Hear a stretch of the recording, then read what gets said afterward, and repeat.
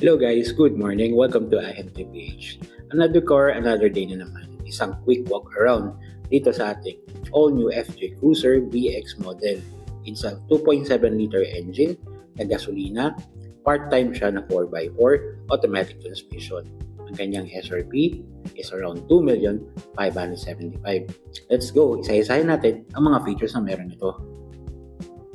Kaya kung hanap mo isang 4x4 na pwedeng pang off-road, ito na yun, piliin mo.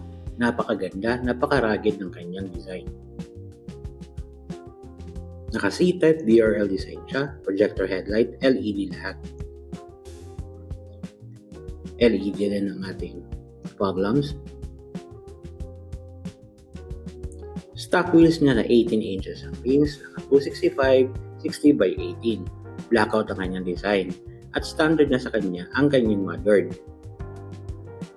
Tulad sa dating Land Cruiser, meron din itong stepboard. Malapad siya. Hindi ka mahihirapan umakyat o sumampa.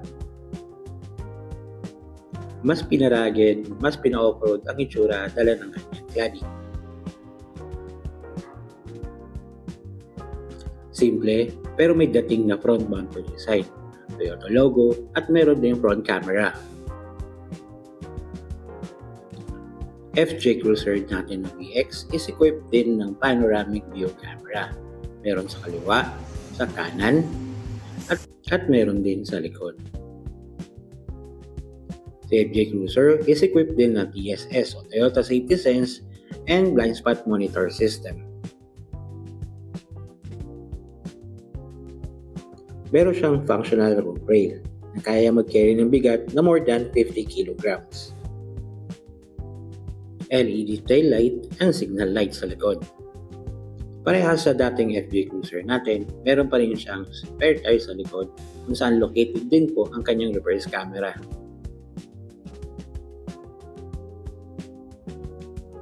Power windows natin at auto fold side mirror na rin po. Ito naman ang ating interior layout. Black leather, black dashboard, halos black lahat. Electronic seat adjustment naman sa driver. Ito naman ang POV natin pag tayo ay nasa loob na. Telescopic and tilt po ang ating steering wheel. Electronic power steering na to. Toggle at mga buttons. Dito naman sa mechanic steering wheel natin ay para sa ating dynamic cruise control.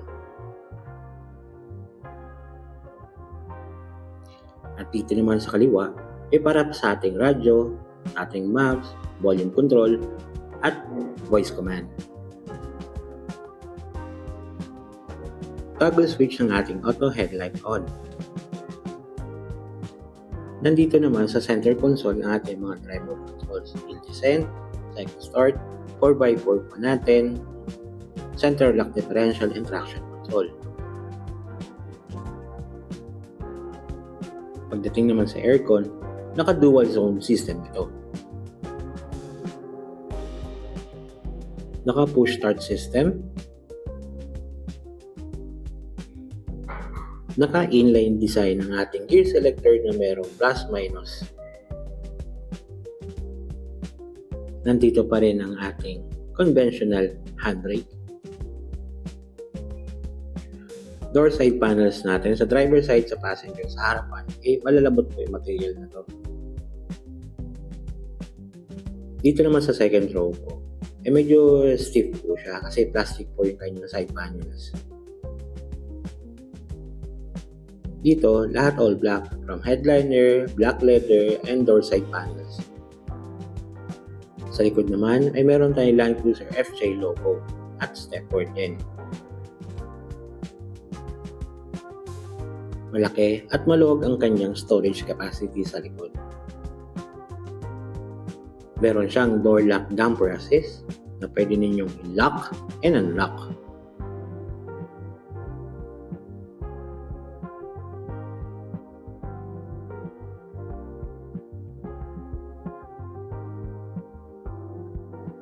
Dito sa second row, maganda ang headroom.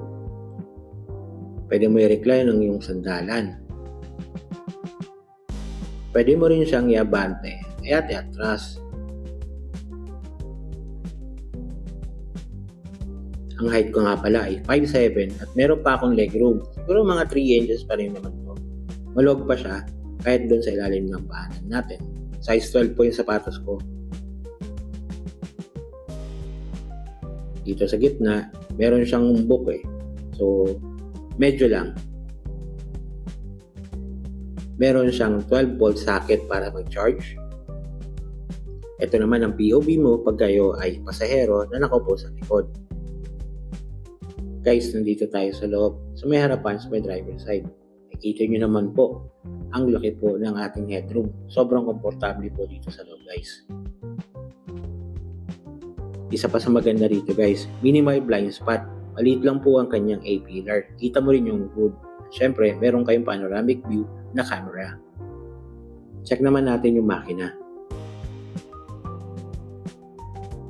FJ Cruiser use a 2.7 liter petrol engine. Merong lakas na 166 horsepower at 245 na torque. Maganda ang ground clearance ito, guys, ha. Nasa 245mm din. Mataas ang water wading. Meron din ito, guys, na engine undercover. Kasama niyan. Stock na yan sa kanya. Okay, guys. Hanggang dito na lang ang ating FJ Cruiser top of the line VX po.